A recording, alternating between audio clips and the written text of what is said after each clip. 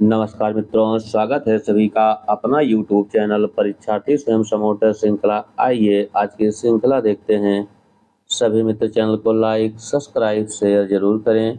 आइए आज का पहला प्रश्न है, रामचंद्र शुक्ल के अनुसार इंशा अल्लाह खां ने अपनी भाषा को किस प्रकार के शब्दों से मुक्त रखने की प्रतिज्ञा नहीं की थी?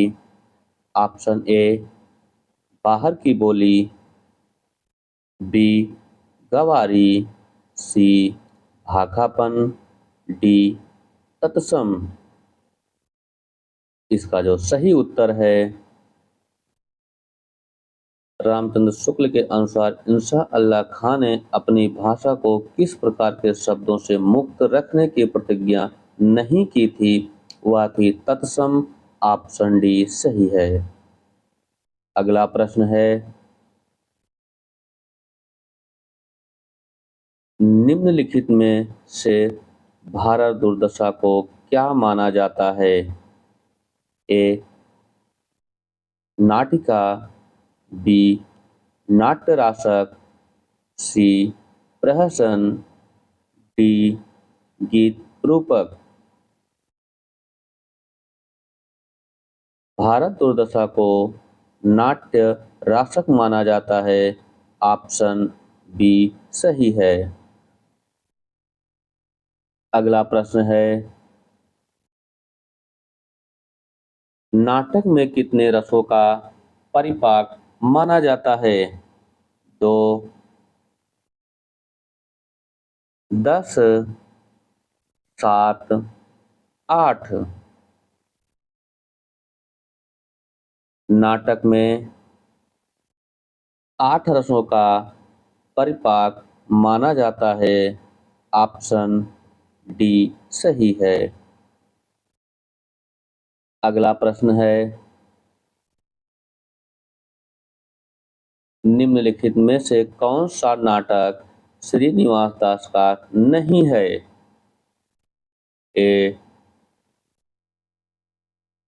रणधीर प्रेम मोहिनी, बी, महारानी पद्मावती, सी, सप्ता स्वर्ण, डी, संयुक्ता स्वयंवर।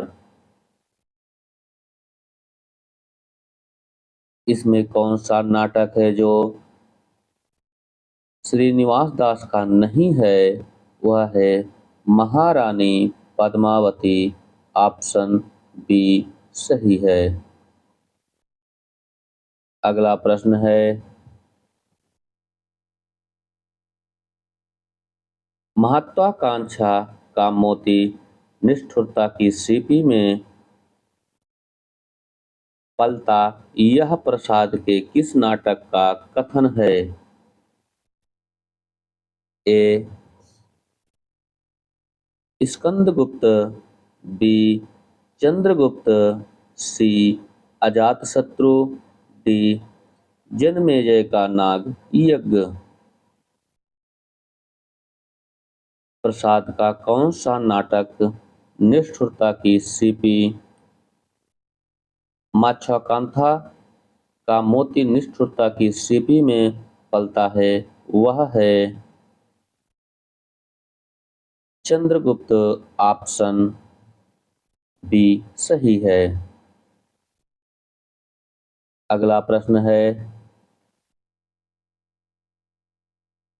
बड़े आदमियों को अपनी नाक दूसरों की जान से प्यारी होगी, हमें तो अपनी नाक इतनी प्यारी नहीं। यह गोदान उपन्यास के किस पात्र की अभिव्यक्ति है? ए, धनिया, बी, झुनिया, सी, सिलिया, डी, पटेश्वरी। इसका जो सही ऑप्शन है, बड़े आदमियों को अपनी नाक दूसरों की नाक से प्यारी होगी, हमें तो अपनी नाक इतनी प्यारी नहीं। यह गोदान उपन्यास का धनिया का पात्र है। ऑप्शन ए सही है। अगला प्रश्न है,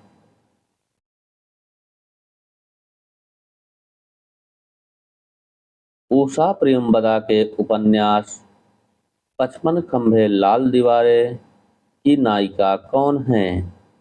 ए देवकी, बी प्रिया, सी सुषमा, डी मीरा। इसका जो सही उत्तर है, उषा प्रेमवदा के उपन्यास 55 खंभे लाल दीवारें की नायिका सुषमा हैं। ऑप्शन सी सही है। अगला प्रश्न है, मालती बाहर से तितली है, भीतर से मधुमक्खी। मालती के व्यक्तित्व के संबंध में यह टिप्पणी किसकी है?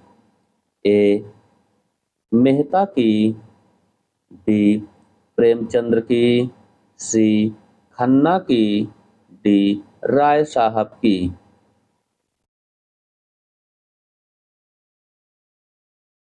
मालती बाहर से तितली है, भीतर से मधुमक्खी। मालती के व्यक्तित्व के संबंध में यह टिप्पणी प्रेमचंद्र की है। ऑप्शन बी सही है। अगला प्रश्न है,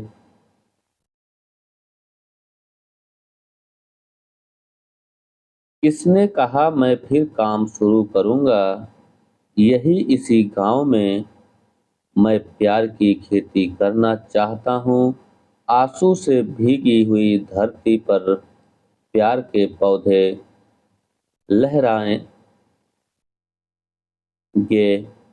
मैं साधना करूंगा। यह कथन मैला आंचल के किस पात्र का है? ए डॉक्टर प्रशांत, बी कालीचरण, सी ममता, डी बलदेव।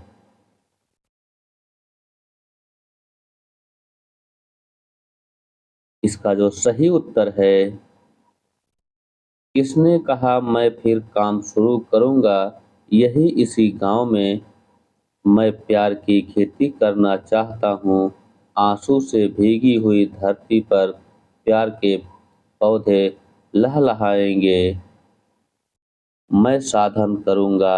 यह कथन डॉक्टर प्रशांत का है, मैला आंचल से। ऑप्शन ए सही है। अगला प्रश्न है, निम्नलिखित में कौन सा युग्म असंगत है? ए सन्यासी, इलाचन जोशी, बी बसंती, भीष्म साहनी, सी आवारा मसीहा विष्णु प्रभाकर, डी चित्रलेखा भगवती प्रसाद वाजपेयी।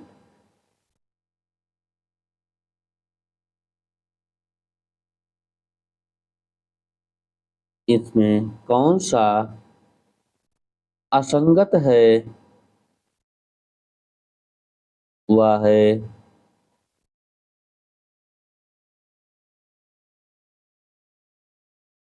चित्रलेखा भगवती प्रसाद वाजपेयी। ऑप्शन डी सही है। यह असंगत है। अगला प्रश्न है,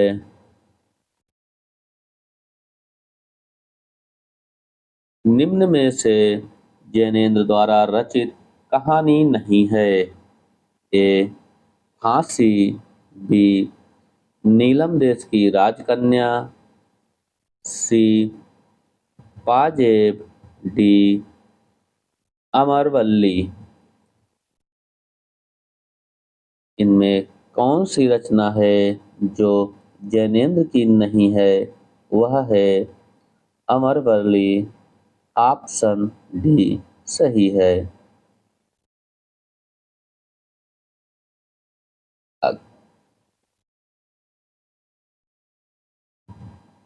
अगला प्रश्न है, प्रगतिशील साहित्य की समस्याएं निबंध संग्रह के लेखक कौन हैं? ए सियाराम शरण गुप्त, बी रामविलास शर्मा, सी रामदरस मिश्र, डी जगदीश चतुर्वेदी।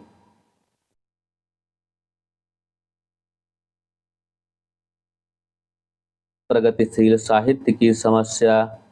निबंध संग्रह के लेखक हैं रामविलास शर्मा। ऑप्शन डी सही है, सॉरी ऑप्शन बी सही है। अगला प्रश्न है, चंद्रधर शर्मा गुलेरी ने नागरी पचाड़ी पत्रिका में पुरानी हिंदी शीर्षक से एक लेखमाला की शुरुआत की कब? ए 1940 ईस्वी, बी 1950 ईस्वी, सी 1921 ईस्वी, डी 1930 ईस्वी। इसका जो सही उत्तर है, चंद्रधर शर्मा गुलेरी ने नागरी पचाड़ी पत्रिका में पुरानी हिंदी शीर्षक से एक लेखमाला की शुरुआत की, वह है 1921 ईस्वी। ऑप्शन सी सही है। अगला प्रश्न है, झोपड़ी से राजभवन तक की आत्मकथा के लेखक कौन से कवि हैं? ए माता प्रसाद शुक्ल, बी कमल भारती, सी सूरजपाल चौहान,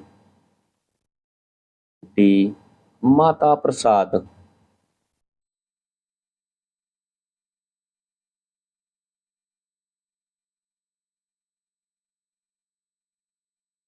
झोपड़ी से राजभवन तक की आत्मकथा के लेखक माता प्रसाद हैं। ऑप्शन डी सही है। अगला प्रश्न है,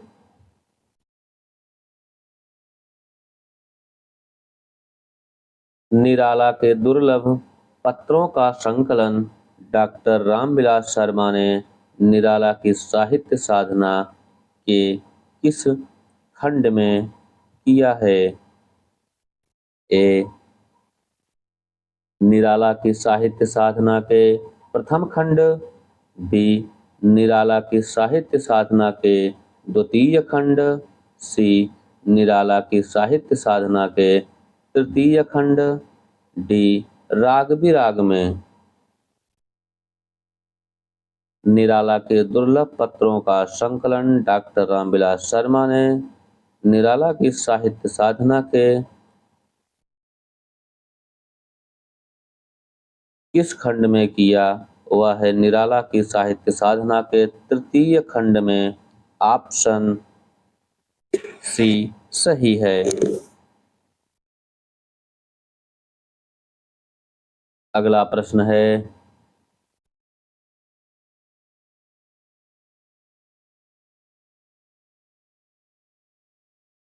लड़का किताब पढ़ रहा है, इस वाक्य में कौन सा पदबंध है?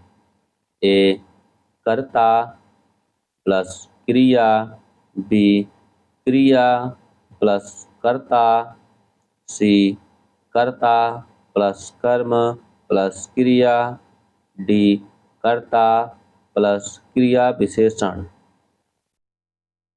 इसका जो सही उत्तर है, लड़का किताब पढ़ रहा है, इस वाक्य में जो पदबंध है वह है कर्ता प्लस कर्म प्लस क्रिया। ऑप्शन सी सही है। अगला प्रश्न है, निम्न विकल्पों में से उस विकल्प का चयन कीजिए जो जातिवाचक संज्ञा का सही विकल्प है। ए रामायण, बी फूल, सी तेल, डी परिवार।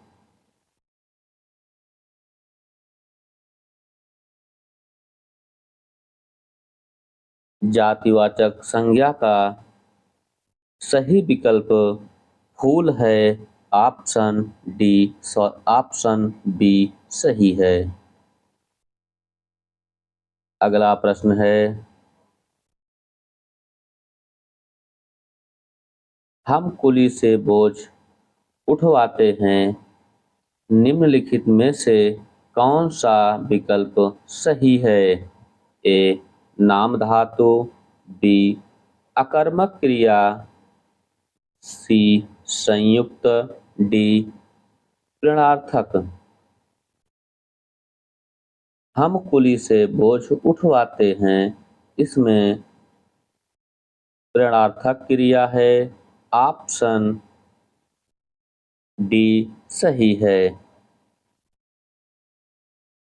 अगला प्रश्न है, जब संधि करते समय विसर्ग के बाद स्वर या व्यंजन वर्ण आने से जो विकार उत्पन्न होता है उसे क्या कहते हैं? ए स्वर संधि, बी व्यंजन संधि, सी विसर्ग संधि, डी अयाद संधि। जब संधि करते समय विसर्ग के बाद स्वर या व्यंजन वर्णों के आने से जो विकार उत्पन्न होता है उसे विसर्ग संधि कहते हैं। ऑप्शन सी सही है। अगला प्रश्न है, उपमंडोक शब्द में किस समास की योजना है? ए अव्ययी भाव, बी तत्पुरुष, सी द्वंद्व, डी बहुब्रीहि। उपमंडोक शब्द में जो समास की योजना है वह है तत्पुरुष। ऑप्शन बी सही है, लेकिन बहुब्रीहि भी मिलता है किसी न किसी किताब में। अगला प्रश्न है,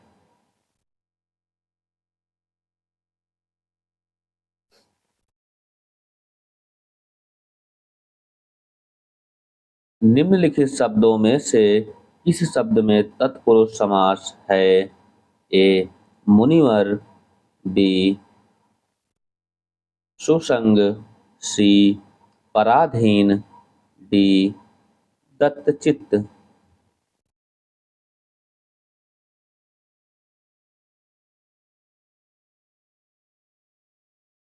निम्न शब्दों में किस शब्द में तत्पुरुष समास है? इसमें जो तत्पुरुष समास है वह है पराधीन। ऑप्शन सी सही है।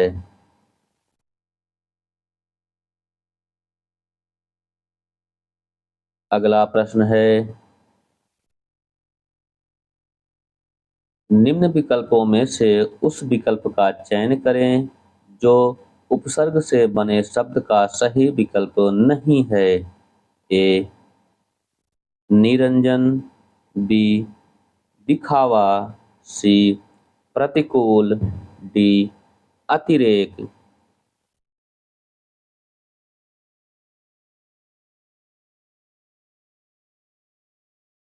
निम्न विकल्पों में से उस विकल्प का चयन करें जो उपसर्ग से बने शब्द का सही विकल्प नहीं है, वह है दिखावा। ऑप्शन बी सही है।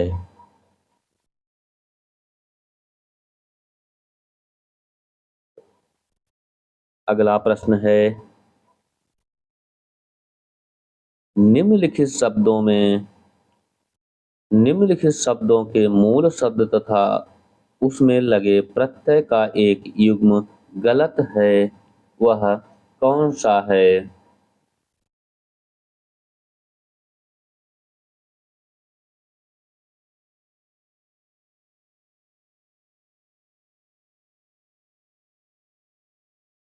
सुंदरता, कठिनाई, बचपन, पांचवा।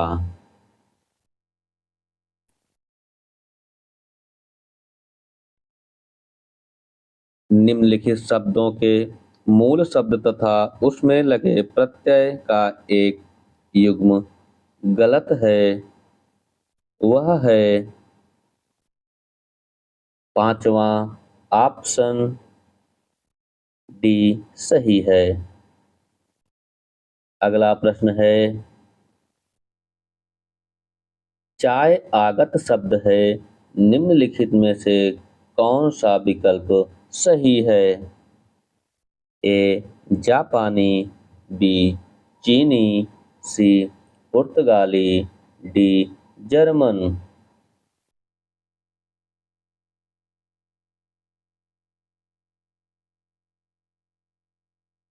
चाय आगत शब्द है, कौन सा विकल्प सही है? चाय चीनी है, ऑप्शन बी सही है। अगला प्रश्न है,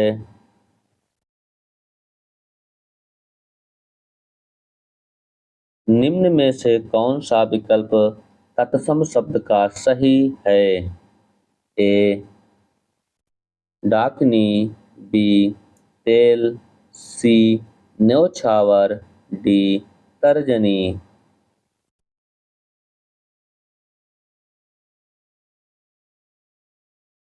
निम्न में से किस विकल्प में तत्सम शब्द का सही है? वह है डाकनी, ऑप्शन ए, डी तर्जनी, दोनों सही है। अगला प्रश्न है, निम्नलिखित में से तत्भव शब्द कौन सा है? ए उजाला, बी आश्चर्य, सी अच्छी, डी अश्रु।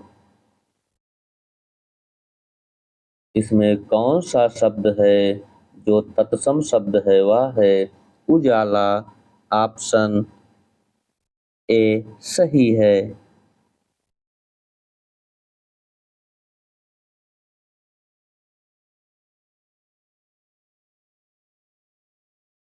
अगला प्रश्न है, प्रेमचंद्र की कहानी दुनिया का सबसे अनमोल रत्न की विषय वस्तु नहीं है? ए तीन रत्नों की बात, बी देश प्रेम की भावना, सी प्रेम का आदर्श स्वरूप, डी इनमें से सभी सही। प्रेमचंद्र की कहानी दुनिया का सबसे अनमोल रत्न की जो विषय वस्तु नहीं है, इसमें विषय वस्तु सभी है। दुनिया तीन रत्नों की बात कही गई है, देश प्रेम की भावना कही गई है, प्रेम का आदर्श स्वरूप है, और इसका जो सही ऑप्शन होगा वह इनमें से सभी ऑप्शन डी सही है। अगला प्रश्न है, अगर तू सच्चा प्रेमी है तो जा और दुनिया का सबसे अनमोल वस्तु ले आ। यह कथन दुनिया का अनमोल रत्न कहानी से किसका है? ए प्रेमचंद्र, बी दिलफिगार, सी दिलफरेब, डी दिलफरोश। अगर तू सच्चा प्रेमी है तो जा और दुनिया का सबसे अनमोल वस्तु ले आ। यह कथन दुनिया का अनमोल रत्न कहानी से दिलफरेब का है, ऑप्शन सी सही है। अगला प्रश्न है, कफन कहानी में घीसू और माधव को कफन के लिए 5 रुपए मिला था, जिसमें से जमींदार कितने रुपए दिए थे? 5 रुपए, बी 3 रुपए, सी 2 रुपए, डी 4 रुपए।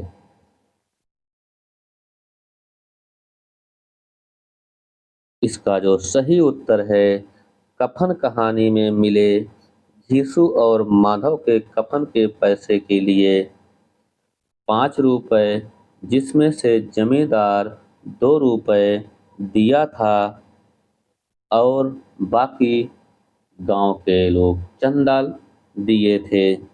ऑप्शन सी सही है। अगला प्रश्न है,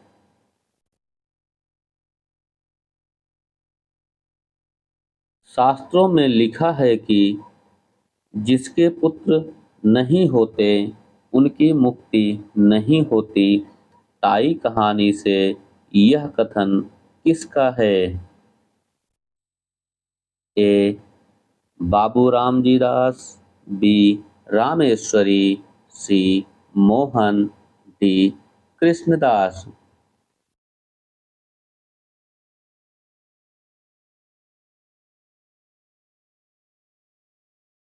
इसका जो सही उत्तर है, शास्त्रों में लिखा है कि जिसके पुत्र नहीं होते उसकी मुक्ति नहीं होती। ताई कहानी से यह कथन जो या पात्र रामेश्वरी का है। ऑप्शन बी सही है। अगला प्रश्न है, उसने कहा था कहानी में निम्न में से कितने दृश्य हैं? ए 4 दृश्य, बी 5 दृश्य, सी 7 दृश्य, डी 11 दृश्य। उसने कहा था कहानी में कुल 5 दृश्य हैं। ऑप्शन बी सही है। अगला प्रश्न है,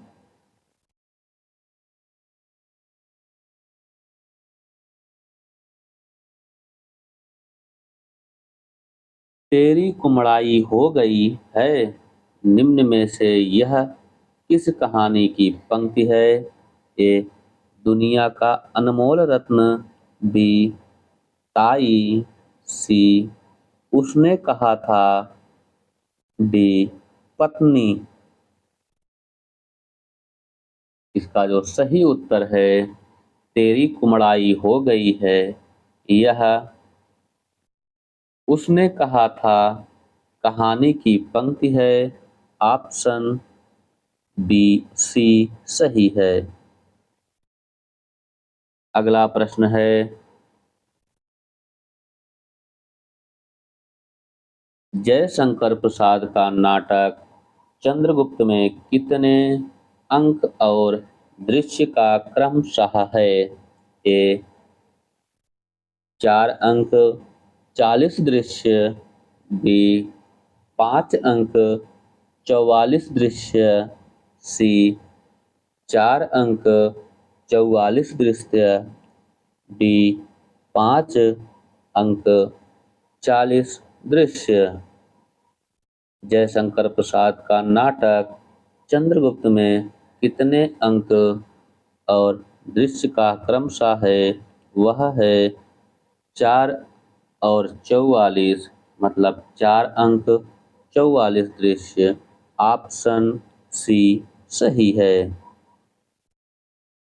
अगला प्रश्न है,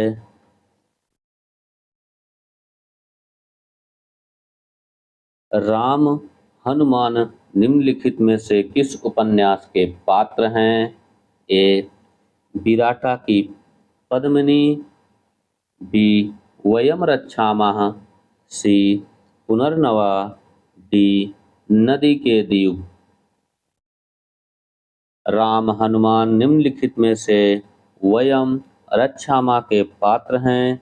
ऑप्शन बी सही है। अगला प्रश्न है,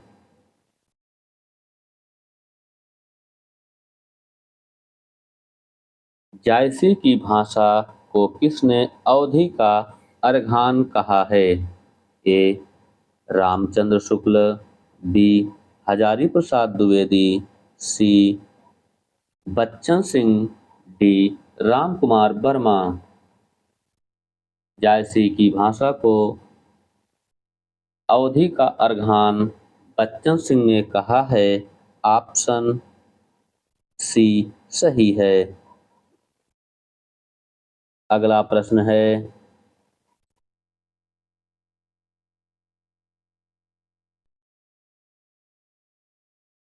निम्नलिखित में से किस कवि ने शुद्ध हिंदी का पक्ष लिया है? ए शिव प्रसाद सिंह, बी राजा Lakshman Singh, D C Pratap Narayan Mishra, D दासा दातासी। इनमें से किस कवि ने शुद्ध हिंदी का पक्ष लिया है? वह हैं राजा लक्ष्मण सिंह। ऑप्शन बी सही है। अगला प्रश्न है,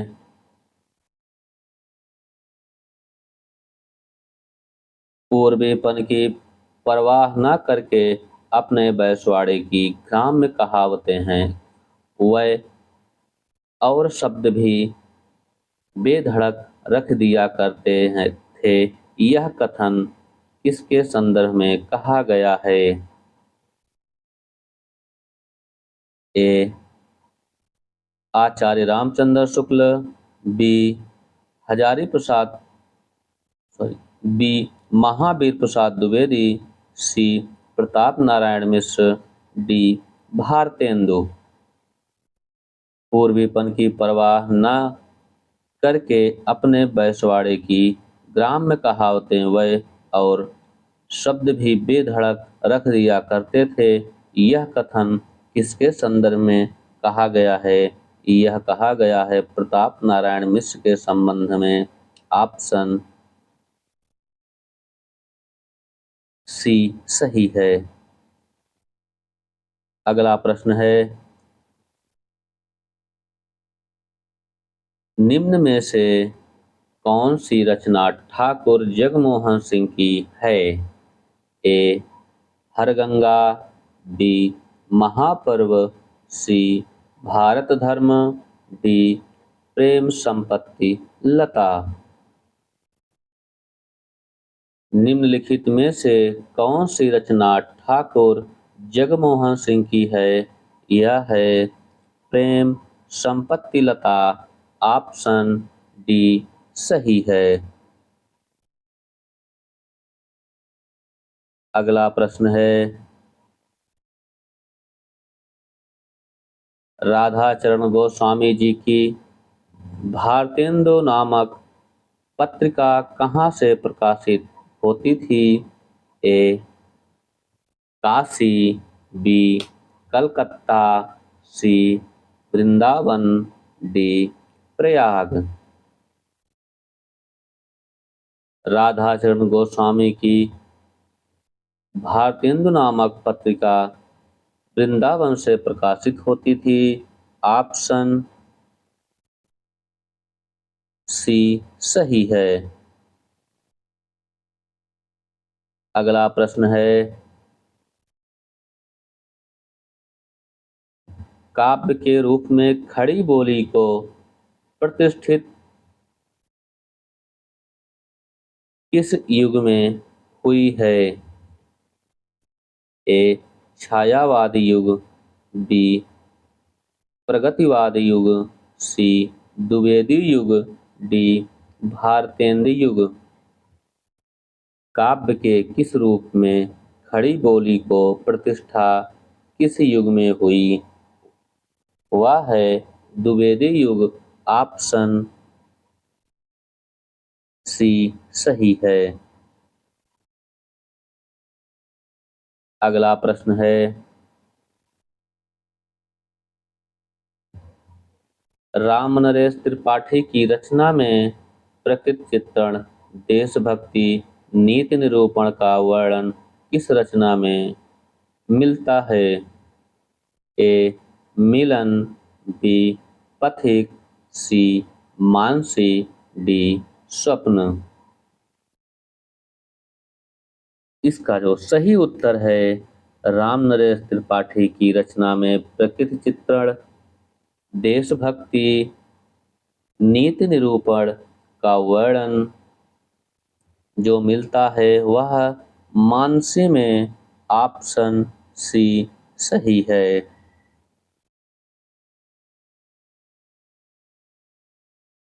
अगला प्रश्न है,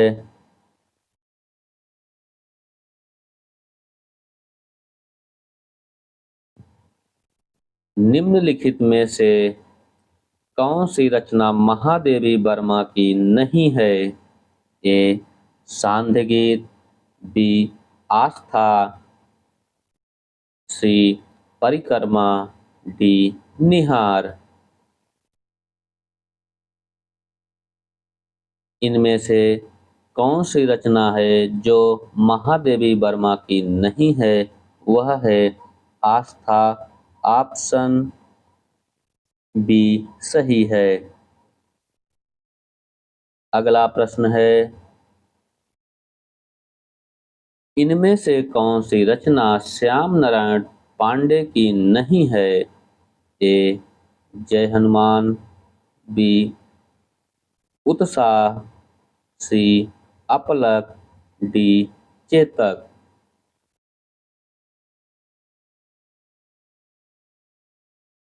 श्याम नारायण पांडे की रचना नहीं है, वह है अपलक।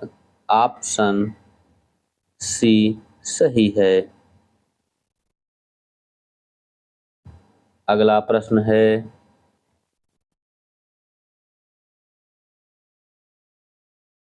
प्रगतिवाद साम्यवाद का पोषक और पूंजीवाद का शत्रु है, यह कथन किसका है? ए डॉक्टर नागेंद्र, बी रामविलास शर्मा, सी धर्मवीर भारती, डी रांगे राघव। प्रगतिवाद साम्यवाद का पोषक और पूंजीवाद का शत्रु है, यह कथन डॉक्टर नगेंद्र का है। ऑप्शन ए सही है। अगला प्रश्न है, त्रिलोचन को किस कवि ने अवध का किसान कवि कहा है? ए रांगे राघव, बी मुक्तिबोध, सी धर्मवीर भारती, डी नागा अर्जुन। इसका जो सही उत्तर है, त्रिलोचन को किस कवि ने अवध का किसान कवि कहा है? वह है मुक्तिबोध। ऑप्शन बी सही है। अगला प्रश्न है,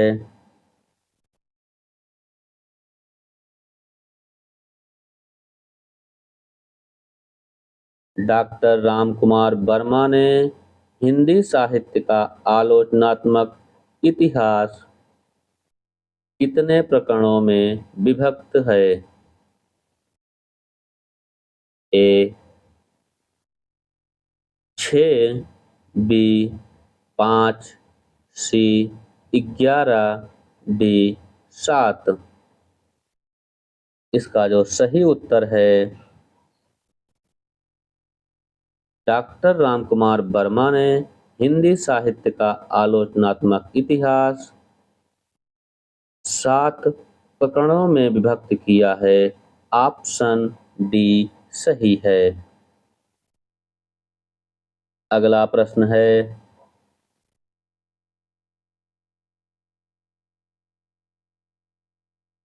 लोग समाचार पढ़ते हैं, रेखांकित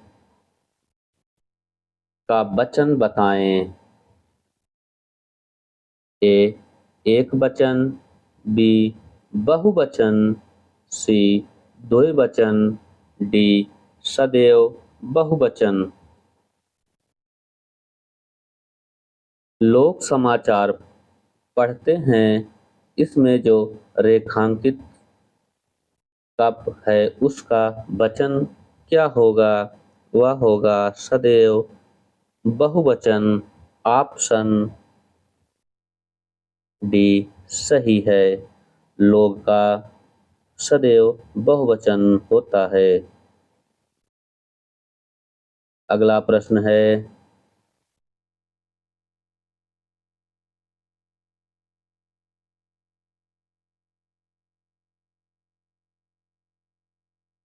प्रगतिवाद के तीन कवि जैसे ढाक के तीन पात्र हैं। तीन कवि में एक विकल्प सही है। ए केदारनाथ अग्रवाल, नागा अर्जुन दिनकर, बी दिनकर अज्ञेय नागा अर्जुन, सी नागा अर्जुन केदारनाथ अग्रवाल त्रिलोचन, डी अज्ञेय त्रिलोचन केदारनाथ अग्रवाल। इसका जो सही उत्तर है प्रगतिवाद के तीन कवि जैसे ढाक के तीन पात्र हैं।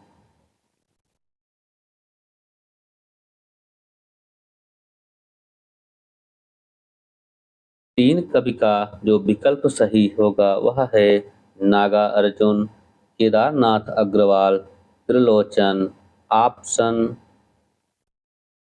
सी सही है। अगला प्रश्न है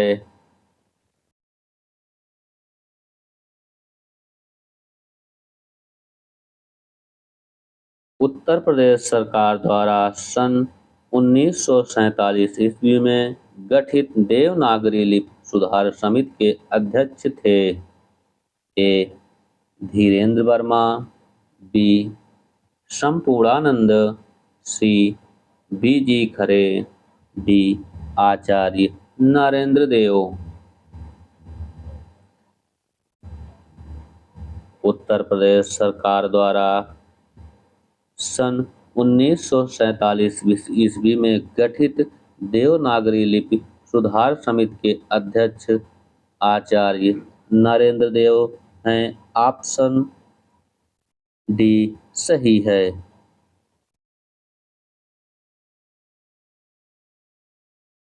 अगला प्रश्न है निम्न में से किसी कारक की कोई विभक्ति नहीं होती, इसे प्रथमा विभक्ति में संयुक्त कर दिया गया है। ए अधिकरण कारक, बी संप्रदान कारक,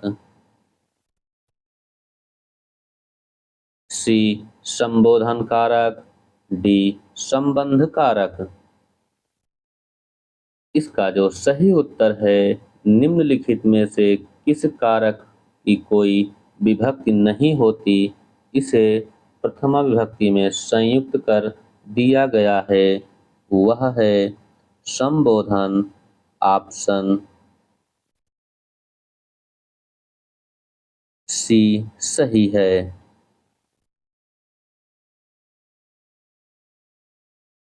अगला प्रश्न है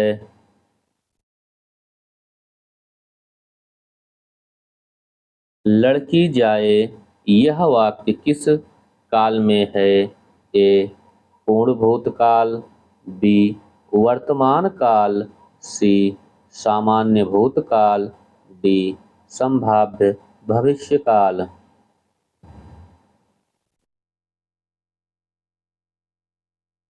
इसका जो सही उत्तर है लड़की जाए यह वाक्य किस काल में है, यह है सामान्य भविष्यकाल। ऑप्शन डी सही है। अगला प्रश्न है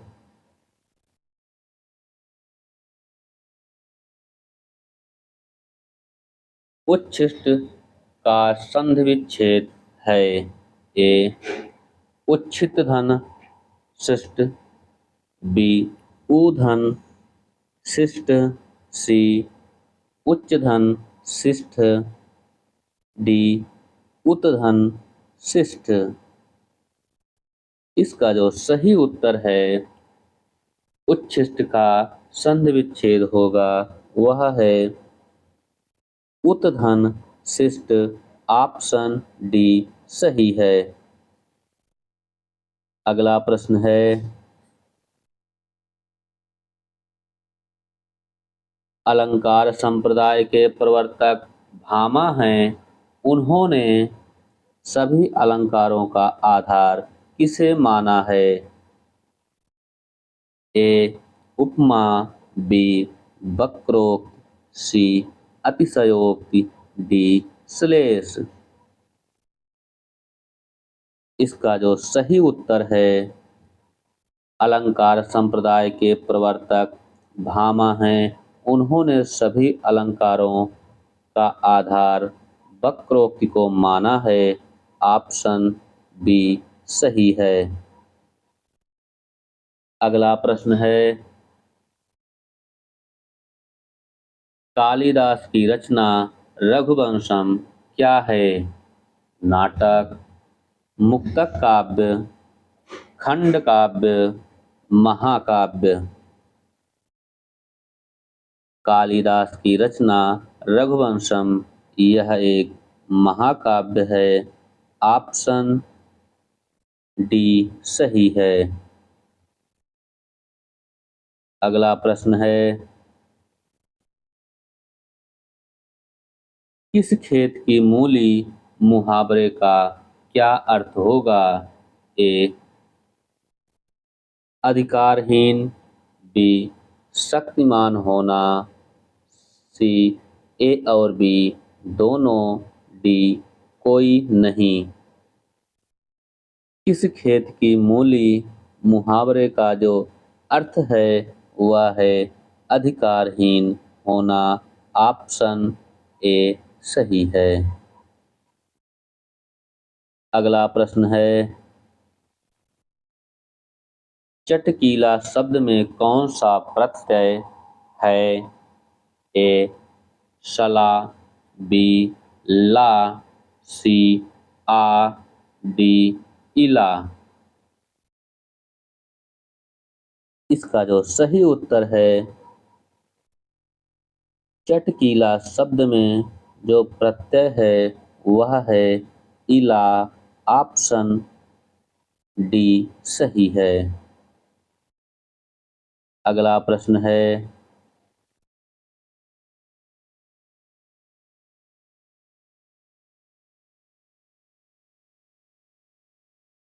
जिसकी जड़ या आधार का पता ना हो वाक्य के लिए एक शब्द क्या होगा? ए निर्मूल, बी निर्मम, सी निर्गुण, डी निर्भय। इसमें कौन सा शब्द है जिसकी जड़ या आधार का पता ना हो वह वाक्य के लिए एक शब्द क्या होगा? वह है निर्मूल। ऑप्शन ए सही है। अगला प्रश्न है,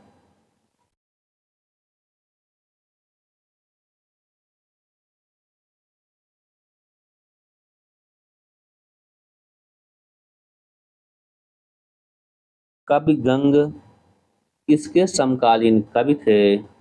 ए बाबर, बी जहांगीर, सी अकबर, डी शेरशाह सूरी।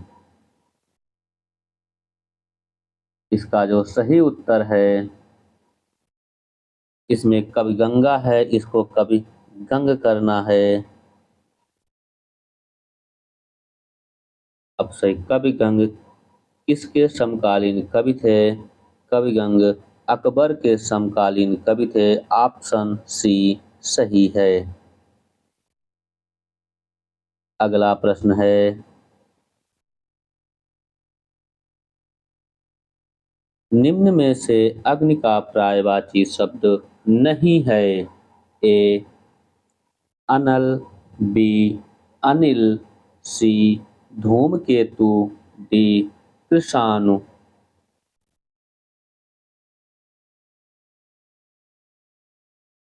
इसका जो सही उत्तर है, अग्नि का पर्यायवाची नहीं है, वह है अनिल।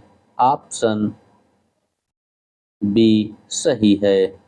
यह अग्नि का पर्यायवाची नहीं है, हवा का पर्यायवाची है अनिल। अगला प्रश्न है,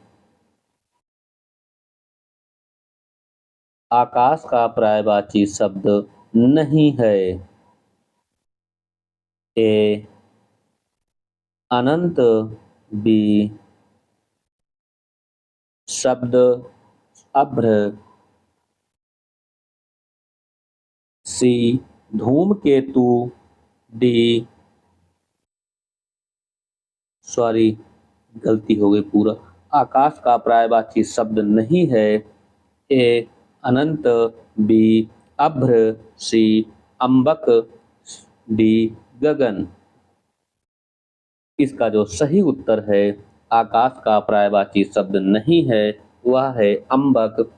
ऑप्शन सी सही है। अगला प्रश्न है, भास को किसने कविता कामनी का हास कहा है? कालिदास, भवभूति,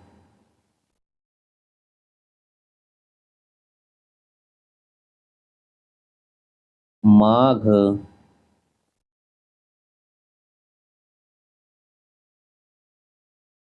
और जयदेव।